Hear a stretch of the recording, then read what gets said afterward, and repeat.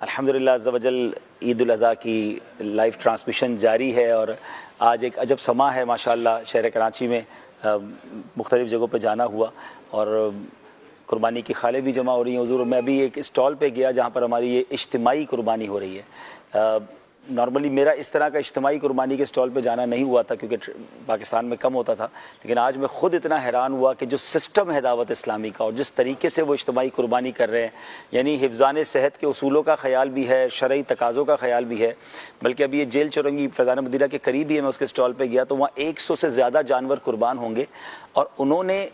ہر جانور کی قربانی کے ساتھ انہوں نے پورا جانور کا جو وزن ہے وہ الگ، پھر الیکٹرانک کانٹا لگا ہوا ہے، اس کے ساتھ حصے کرتے ہیں، پایوں کے بھی اسی طرح کے حصے ہو رہے ہیں، گوشت کے بھی اسی طرح حصے ہو رہے ہیں۔ اور پھر اس کے بعد ایک اور خوبصورت بات میں نے دیکھی کہ وہاں لفافے پیک ہو رہے تھے تو اس میں کچھ پیسے ڈالے جا رہے تھے۔ میں نے کہا یہ آپ کیا کر رہے ہیں؟ تو کہہ رہے ہیں کہ جس جانور میں جتنے پیسے بچے ہیں اس کے 7 حصے ڈیوائیڈ کر کے وہ جب وہ گوشت لینے آئیں گے تو ان کو ہم پیسے بھی دیں گے۔ تو کسی کے 900 روپے تھے، کسی کے 1100 روپے تھے، یعنی شاید اس حصہ دینے والے کو بھی نہیں پتا ہوگا، وہ تو گوشت لینے آئیں گے لیکن جب وہ گوشت لینے جائیں گے تو ان کو پیسے بھی ملیں گے۔ اچھا، میں نے وہاں بھی ریکارڈنگ میں یہ بات کہی تھی، لائیو بھی کہہ دوں کہ ہو سکتا ہے کسی کو نہ ملیں تو ان کے جانور پہ پیسے نہیں بچے ہوں گے، جن کے جتنے بچیں گے ان کو اتنے وہ دیتے ہیں سارے اخراجات وغیرہ نکال کر۔ تو ایک جن کے کم ہو تو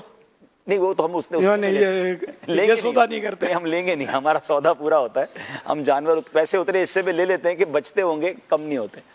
تو بہرحال بہت شاندار ایک نظام ہے اللہ کی رحمت سے، اور جہاں جہاں قربانی ہو رہی ہے یا ہونی ہے ان سے گزارش یہی ہے کہ اپنی قربانی کی خالوں کو دعوت اسلامی کے لیے، قربانی کے جانور کی خالوں کو دعوت اسلامی کو پیش کریں۔ اسکرین پر نمبرز بھی موجود ہیں جہاں آپ کال کر کے اپنا ایڈریس لکھا سکتے ہیں، ہمارے اسلام میں خود آپ تک پہنچ کر قربانی کی خال پک کر لیں گے۔ اور اس سے خوبصورت بات کیا ہوگی کہ قربانی کا جانور قربان ہو اور اس کی خال دعوت اسلامی کو جائے، جس کے اتنے سارے دینی کام، کتنے سارے اصلاحی فلاحی، آپ دیکھ سکتے ہیں کہ کتنے سارے کاموں کی اجازت کے ساتھ آپ سے یہ قربانی کی خال لی جاتی ہے۔ اگر ہماری قربانی کی خال سے کوئی حافظ قرآن بن جائے، مدرسوں میں لگ جائے، جامعات میں لگ جائے، علماء بنے، آپ سوچیں کتنی بڑی نیکیاں ہیں۔ تو ہمیں دعوت اسلامی کو تمام اختیارات کے ساتھ اپنی قربانی کی خال دینی چاہیے۔ حضور یہ بھی تو ایک بہت بڑی نیکی، اور ماشاءاللہ ابھی میں جہاں گیا تھا صحیح صاحب،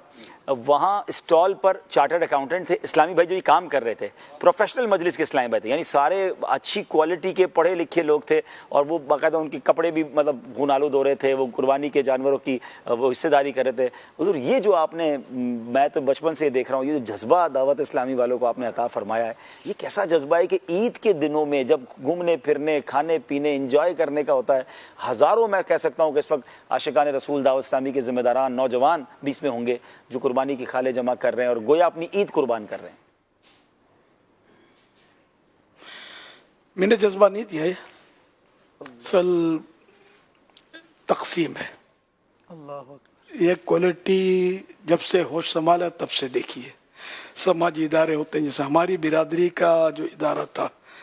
کتیانہ میمن ایسوسی ایشن، ہمارا ادارہ، تو میں خود اپنے بڑے بھائی کے ساتھ جاتا تھا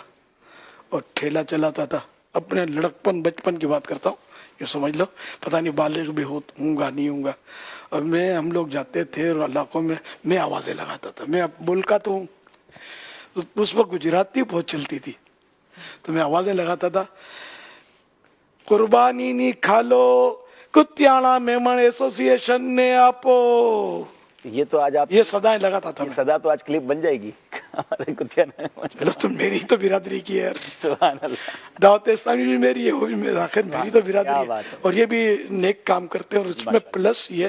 کہ یہ ہم سے محبت بہت کرتے ہیں، عاشقان رسول ہیں اور محبت کرتے ہیں اللہ کی رحمت سے۔